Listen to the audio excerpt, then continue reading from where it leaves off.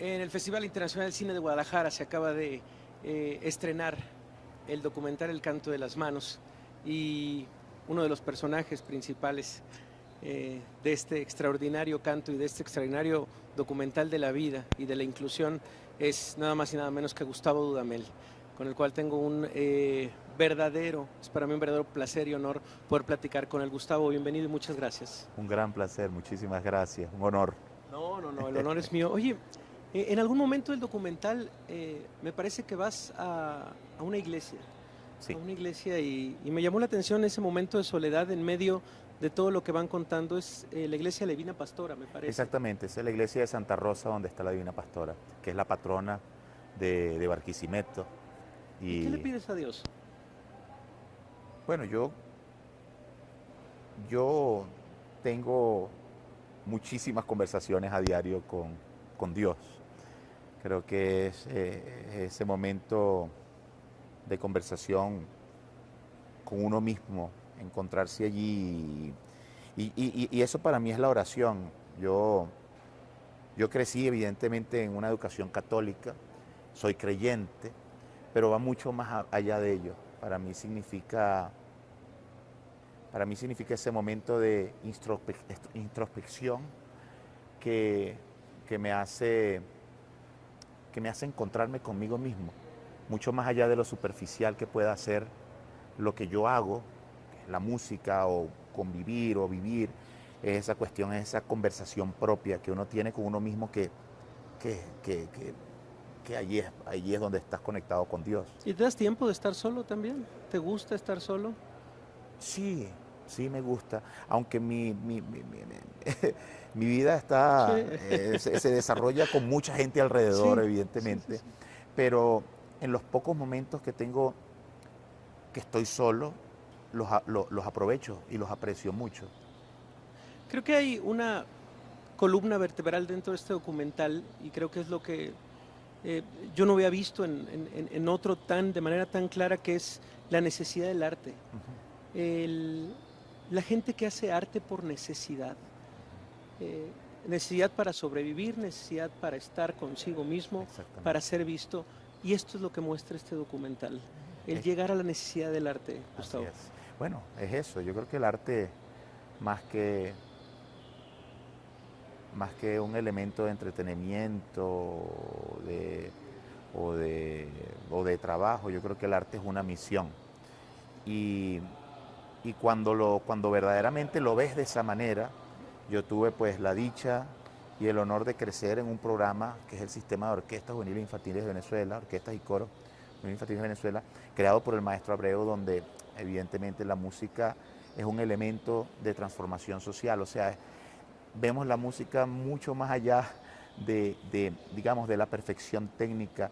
Es la búsqueda de la belleza por una razón, por un bien colectivo. Ujú. Y eso es algo que, que- que nos inculcan, no con un mensaje, digamos, oral específico, sino es una cuestión que va, es una cuestión muy que va con el mismo, con la misma fuerza única del arte, de la música en este caso, cómo nosotros podemos conversar entre unos y otros con un lenguaje tan profundo como es la música. Y eso pues es por eso que yo veo el arte como una misión y no como una obligación. Sin embargo, los personajes que aparecen, la gente va a ver este documental porque nos vamos a encargar de que llegue a todo el mundo este documental de alguna manera, poniendo nuestro granito de arena. Pero lo que viven los personajes como Gabriel, como Jennifer, como José, es esa necesidad del arte, Exacto. de levantarse todos los días para hacer Exactamente. arte y para seguir. Eh, ¿Sigues teniendo tú esa necesidad? Absolutamente, absolutamente. Y la descubro a diario. Yo creo que eh, yo creo que a todos, en el caso en el sistema, a estos muchachos, la música nos salva la vida, nos salva a diario, nos da una motivación, nos da una razón, nos provee un reto, una vida sin reto, sin tener algo que nos haga eh, eh, buscar profundamente, mucho más allá, como te decía antes, de ese hecho técnico específico y buscar esa motivación que está allí implícita, pues eso es. Y esto, muchachos, tú lo ves en esta historia que evidentemente que María lo narra muy bien. Tú ves esa transformación a través de las dificultades, Sí. ¿sabes? De la imposibilidad de una sociedad la cual te aparta. Yo creo que no sin ninguna razón, es simplemente por la cultura que vivimos, por la forma de ver las cosas. Y realmente te das cuenta de que para mí, por ejemplo, esta historia es una motivación. Sí. Es una motivación para seguir pues expandiendo y compartiendo el mensaje de la música como una herramienta real de transformación, de integración, de inclusión, de encuentro. ¿Cómo fue esa primera plática con María del proyecto? Sobre el hacerlo, sobre decir, aquí hay historias que tenemos que contar. Bueno, mira, yo creo que con María yo compartimos muchísimas cosas, sobre todo yo creo que el buscar espacios para encuentro, encontrar espacios para no solamente ayudar por una cuestión de caridad, sino como una obligación, como buscar espacios donde se haga justicia, en este caso a través del arte. Y pues siempre hemos conversado muchísimo, a través de nuestra fundación hemos hecho varios programas, encuentros y todo esto. Y una vez ella me acompañó a Princeton, yo estaba haciendo unas charlas, unas conversaciones durante un año en la Universidad de Princeton, y ahí hay uno de los libros de sketches de Beethoven, que es donde él escribe todos estos ejemplos, donde puso el motivo de la Quinta Sinfonía y lo borraba y lo volvía a poner. Es fascinante ver eso. Y tú descubres, no a través del sonido, sino a través, digamos, de ese momento íntimo, ese momento de ese encuentro de Beethoven, yo imagino, con Dios. Era ese momento de la creatividad, de esa conexión divina, de la creación musical. Y yo veía, evidentemente, un hermoso tormento allí. Es paradójico decir esto, pero Beethoven vivió una vida muy difícil a pesar de que tuvo muchísimo éxito. Fue un músico que fue quedando sordo a través de la vida, a través de su vida, y realmente cuando ya está desprendido completamente de la escucha, de poder escuchar lo que estaba sonando, lo que él mismo creaba, él lo llevaba a su interior. Eso hizo un Beethoven que hasta el día de hoy sigue siendo vanguardista. ¿Sabes? Y eso es lo que conecta todo, ¿no? Ese es todo, el círculo y el motivo de Fidelio. Así es, y aquí es donde viene, evidentemente estamos conversando, María y yo, entonces ella me dice, wow, pero fíjate que a Beethoven lo celebramos por sus sinfonías, por su novena sinfonía, por la quinta, por toda esta música que escribió, pero fíjate que la sordera le brindó a él un poder extra, más allá. Creo que de alguna manera el escuchar de alguna manera lo limitaba a estar muy conectado a lo que estaba sucediendo musicalmente. Si tú lo ves, el Beethoven del principio, medio y en su última etapa de vida, tú ves un desprendimiento de una creatividad única. Y entonces decimos, bueno, pero ¿cómo se pudiese hacer para celebrar esa condición? Y ahí es donde nace todo esto. Claro. Nace todo esto. Y entonces María me dice, pero ¿cómo? No sé. Entonces empezamos a investigar. Entonces, evidentemente, hay una sola ópera que escribió que es Fidelio. Y allí nació todo. Allí nació todo, empezamos a hablar. Yo crecí en Barquisimeto, donde nació el programa de Manos Blancas. Y bueno. Y lo dice, sentir la música en el lenguaje de señas significaría entender Beethoven en su verdadera dimensión. Exacto. Y hay una escena bellísima de Jennifer tocando el corazón de quien canta la ópera. Exactamente. Y minutos antes ella trata de tocar una bocina y dice, no siento nada con la bocina. Y ella toca el corazón de quien está y siente. Exacto, la vibración, el corazón, el pálpito, todo esto. De cómo sube y de cómo baja. Y como ella ahí descubre, ahora entiendo, ¿sabes? Ahora entiendo esto, es una frase hermosa, cómo fraseas esta parte, que es fascinante. Eso fue un proceso realmente, nunca sabíamos hacia dónde íbamos. No sabíamos si esto podía tener éxito o no, digamos, en el aspecto artístico, pero sí estábamos convencidos que en el aspecto humano iba a tener un gran impacto. Y bueno, y las dos cosas funcionaron, porque también la puesta en escena con cantantes y con los músicos, actores sordos, pues funcionó perfecto. Dices, la música va más allá de escucharla. Absolutamente, absolutamente. Tal vez que lo diga una persona, algún poeta por ahí, tiene cierta relevancia, pero que lo diga Gustavo Dudamel, tiene toda la relevancia del mundo. La música va más allá de escucharla. Absolutamente. La música la sentimos. Y la música, si hablamos físicamente, es energía, es vibración. Y cuando tú ves el poder de la música tan subjetivo, tantas sensaciones que puede crear un sonido que para ti puede significar algo, para mí otro, para el resto de las personas, pero el mismo sonido es un poder que va mucho más allá. Y por eso verlos a ellos transformarse al sentir la música, al no escucharla, al sentirla, evidentemente, eso es la otra dimensión de la música y yo creo que la más poderosa de todas. ¿Cómo se iban contando esta historia documental? Porque tú te encargabas de, evidentemente, montar este extraordinario espectáculo en toda el esplendor de la palabra, pero María se encargaba de seguirlos con la cámara y de tener estas historias alrededor. ¿Cómo te lo iba contando? ¿Cómo iba contándote la historia de Rocco, de Leonora, de Florestán en sus casas Bueno, fíjate, en tu pueblo? Claro, esto es un proceso que lo vivió María más que yo, porque yo estaba, evidentemente, dentro del montaje de la ópera. Ella estaba más en el día a día de cada uno de estos chicos y era fascinante. Al llegar a casa siempre, evidentemente, los dos agotadísimos porque fueron días muy intensos.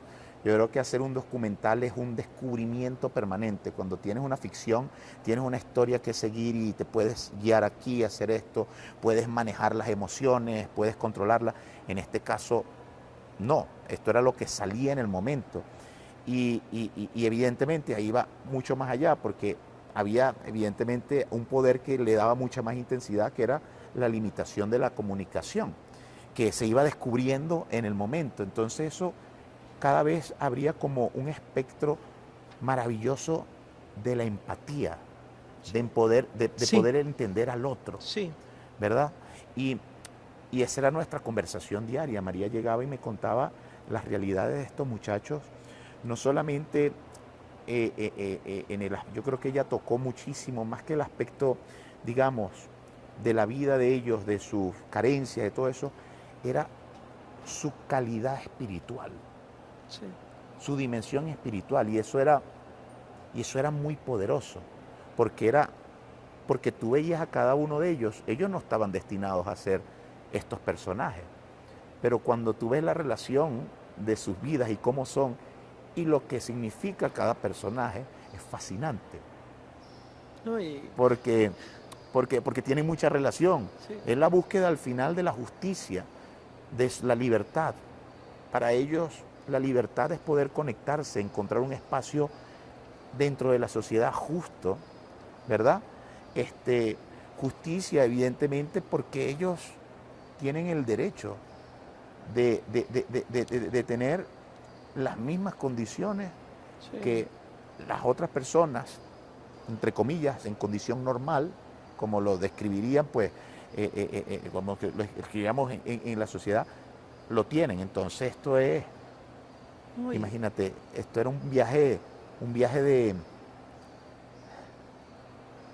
de empatía espiritual.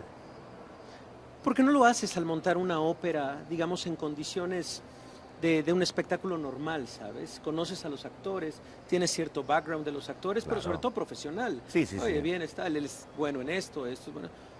Pero cuando te muestran, por ejemplo, estos tres momentos, ¿no? El de Gabriel yendo a la consulta con su hijo y no escuchar, claro, no escuchar nada. Cuando Jennifer, la propia Jennifer, dice, nunca nadie de mi familia aprendió el lenguaje de señas. Y es lo que sucede. Nunca, nunca les interesó, ni siquiera. Desde niña me excluyeron. Y bueno, la vida de José, que es un personaje muy poderoso, Ujú. un personaje que, híjole, tiene un twist ahí, la gente lo verá en este documental, que entre que lloras pero después te alegras y dices, es entrañable José. José es entrañable y Así logras es. como también estas postales de cada uno, que es lo que trasciende también de esta ópera. Sí. Y fíjate que José es el más solitario de todos. Sí, Es el que ves también en una oración conversando con Dios, sí, ¿sabes? sí. Sin quitarle evidentemente la importancia a Jennifer también en la condición que busca y Gabriel evidentemente. Pero los tres, yo creo que los tres y todo el grupo, porque es la vida, ellos representan lo que es la realidad de todo ese grupo, que es el coro de Manos Blancas, Sí, ¿sabes? Y, y sí, ellos nos demuestran que no hay limitaciones. No, yo creo que María lo que logró con esto fue romper muros que existen solamente por el concepto que culturalmente nos han, nos han enseñado. Y romper ese muro fue lo más natural, sí. lo más natural. Y fue a través, como te decía antes, de realmente conectar con ellos, con su realidad, con su espíritu, con sus ganas, con sus deseos, con sus sueños y pues luchando, porque ellos están luchando allí, eso se lo han ganado por el esfuerzo que ellos han hecho y han logrado pues actuar, ser actores principales de, de una ópera, pero también de la ópera más importante, que es sus vidas. Sus vidas. Y también lo dijiste, Gustavo, la vida te ha puesto en medio de personas, muchísimas personas, pero de muchísimos aplausos también. Y cuando estrenan, Fidelio, dices, nunca había sentido tan nítido ese aplauso del maestro Abreu. Así es. ¿Cómo lo sentiste? ¿Cómo fue ese momento? Bueno, mira, fíjate que esto es muy hermoso porque María, antes de conocerme a mí, conoció el sistema de orquestas. Antes de conocerme a mí, personalmente conoció al maestro Abreu y siempre ha sido una gran admiradora y ha estado muy conectada con lo que sucedía con el sistema.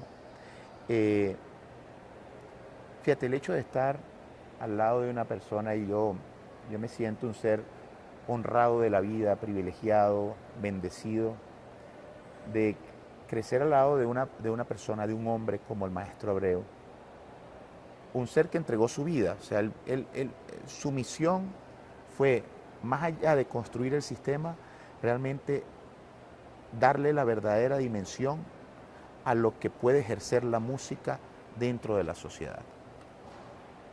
Y el maestro era una persona visionaria.